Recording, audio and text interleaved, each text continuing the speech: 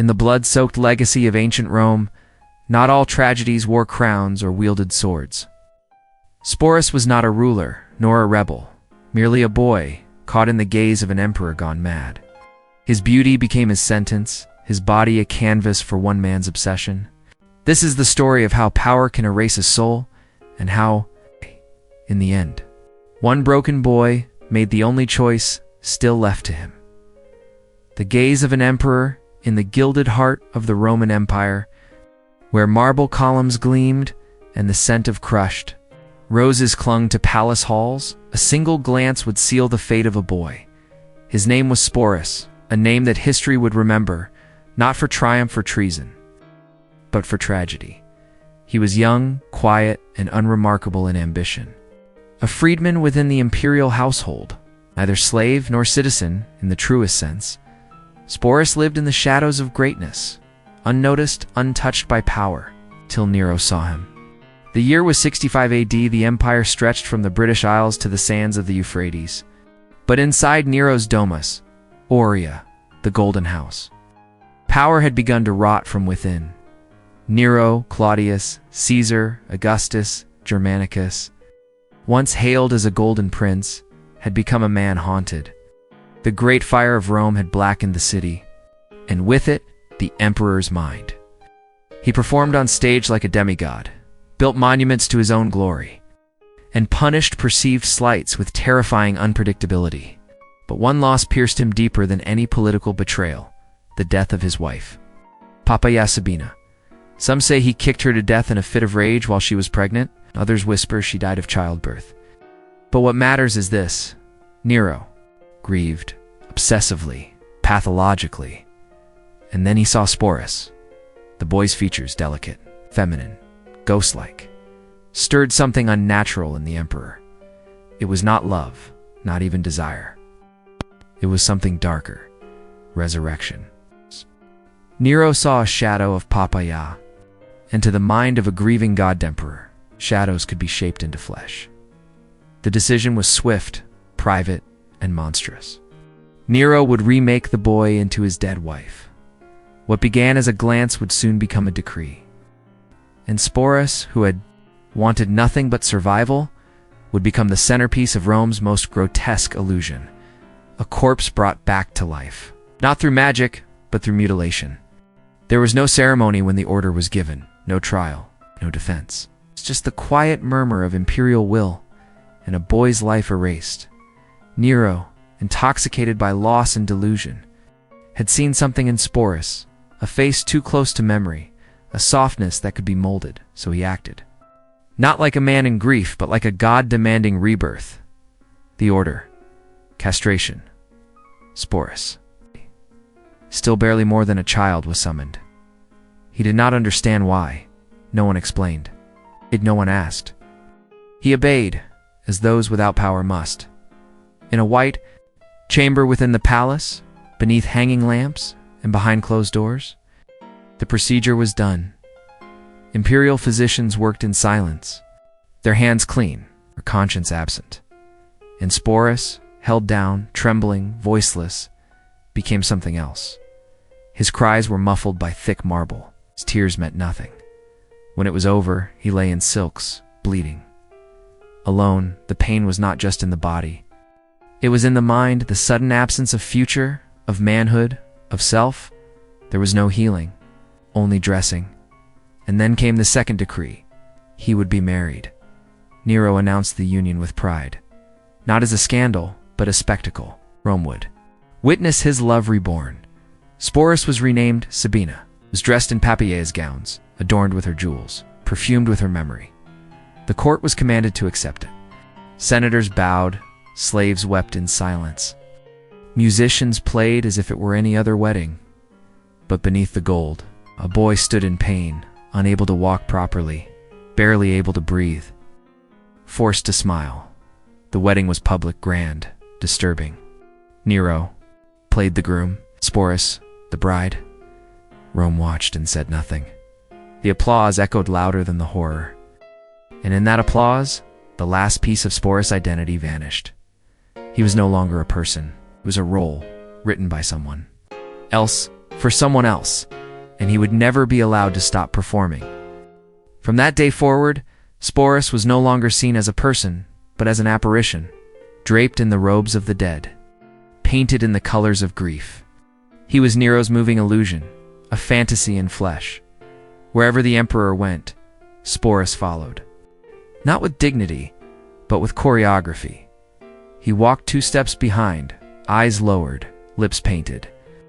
The dress clung to him like a second skin, but the pain, the physical trauma, never left.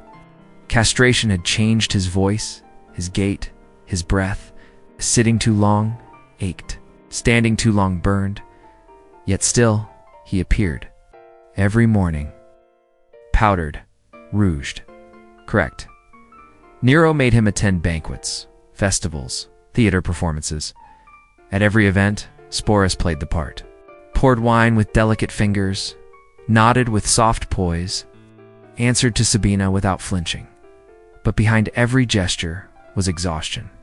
There were no days off, no private name, no eye. In public, citizens gawked. Some whispered, "Tss," laughed, most simply stared, unsure if they were witnessing devotion or madness. And in that confusion, the emperor found satisfaction. Nero loved the attention, not for Sporus, but for himself. He had conquered death, or so he believed. He'd brought back Poppaea. At home, the role-play continued. He made Sporus repeat Poppaea's phrases, where her favorite rings sit on her side of the bed at times.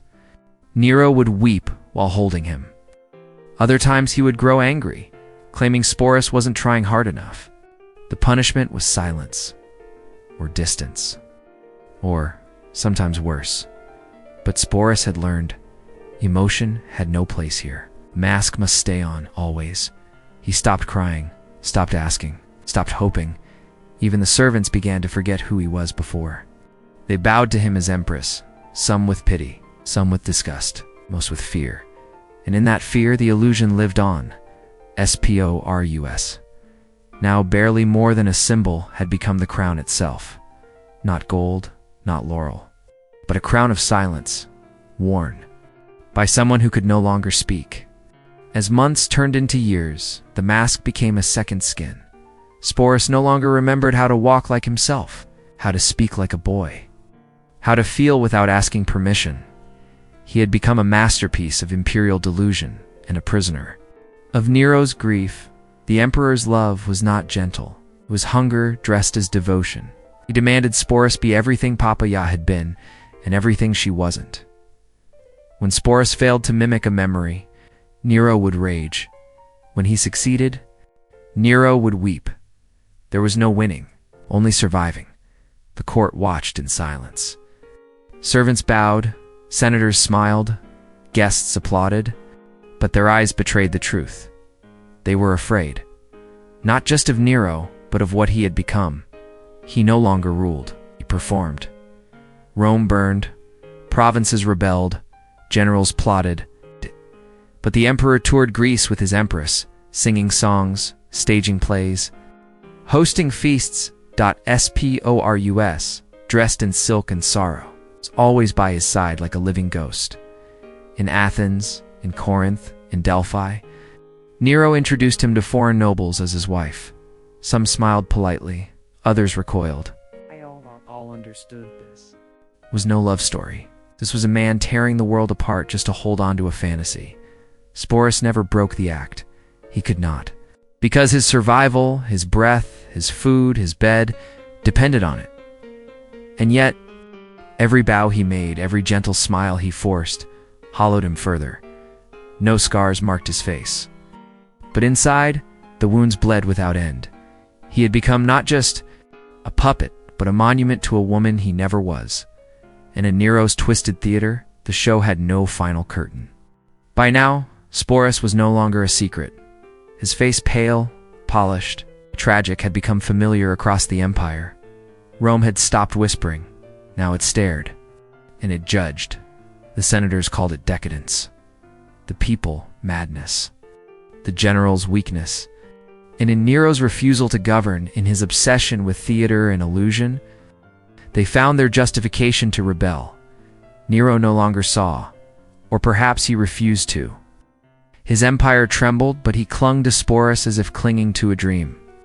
He toured the provinces like a wandering god, while armies defected, while provinces fell, and Sporus, still wrapped in jewelry and silks, was pulled along like a sacred relic, not a companion, not a lover, but a symbol. Nero's grief had created a monster, not in Sporus, but in himself. Behind closed doors, the emperor would cry in Sporus's lap. He would beg him to say things Papa Ya once said. He would make him repeat words of love he'd never meant. Then, in the next moment, he might grow cold, violent, accusatory.sporus, learn to live in these shifts, to measure the air by Nero's breath, to prepare for kindness that might turn to cruelty without warning. But he was also learning something else, that there would never be a return to the boy he once was. Rome had no place for that boy. Nero had erased him, and now the world saw only a hollow empress, one that symbolized not love, but the decay of power itself. When Rome finally rose against the emperor, it was not with swords, but with silence. The Praetorian Guard abandoned him, the Senate declared him a public enemy, and Nero fled, not with legions, but with a handful of followers.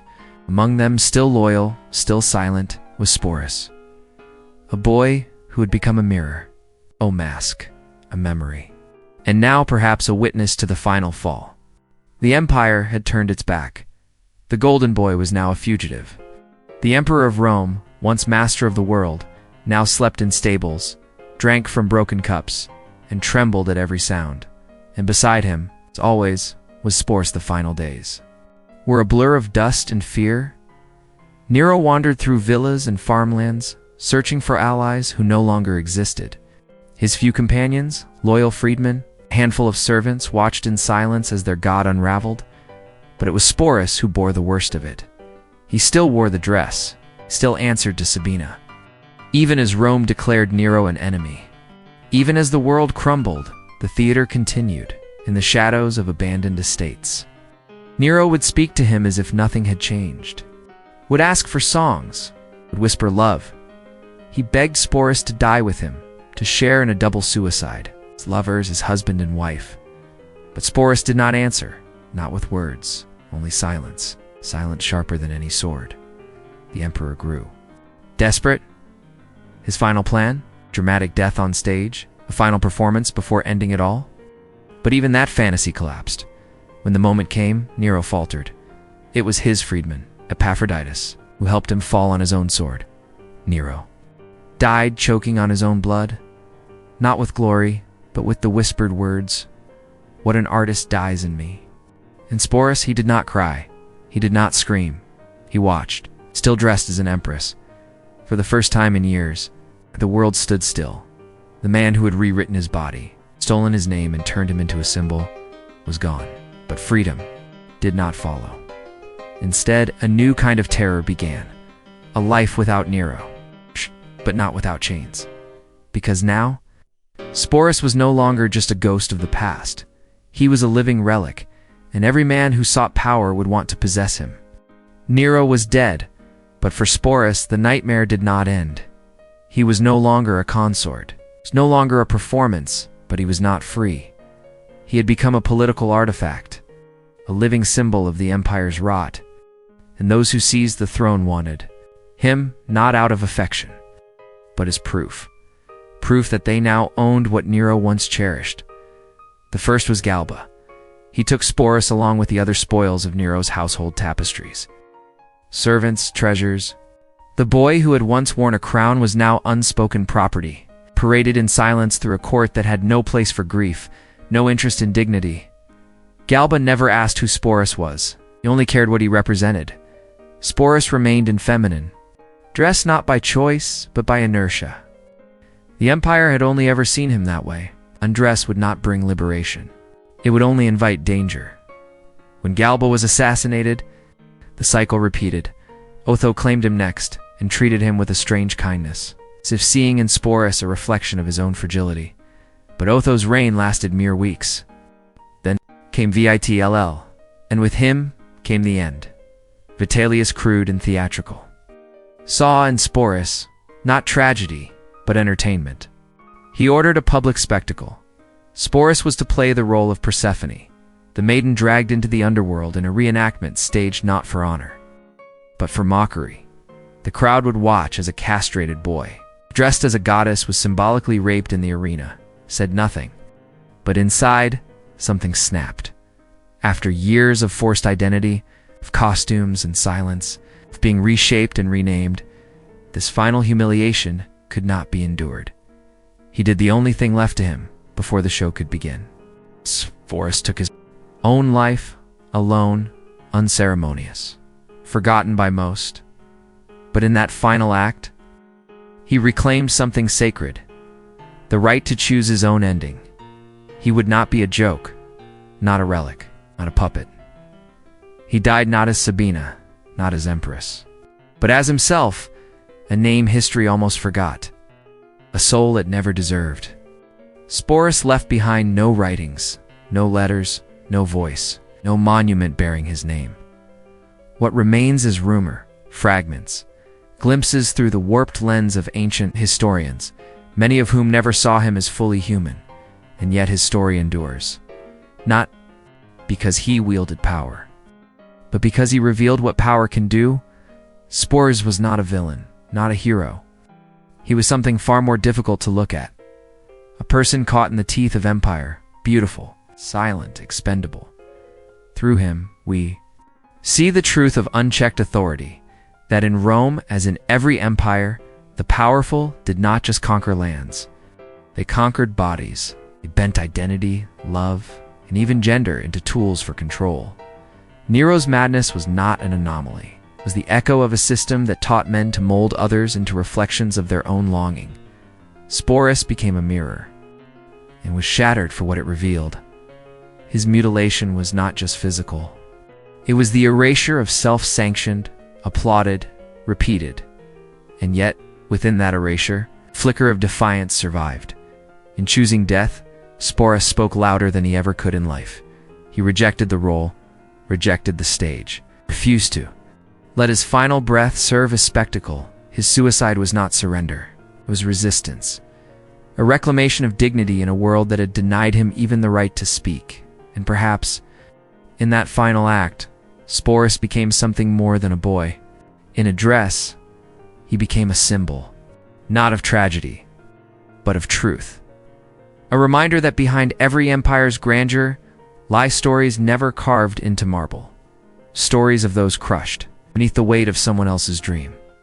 In remembering Sporus, we do not only mourn him, we mourn how easy it is to destroy a person when no one sees them as real.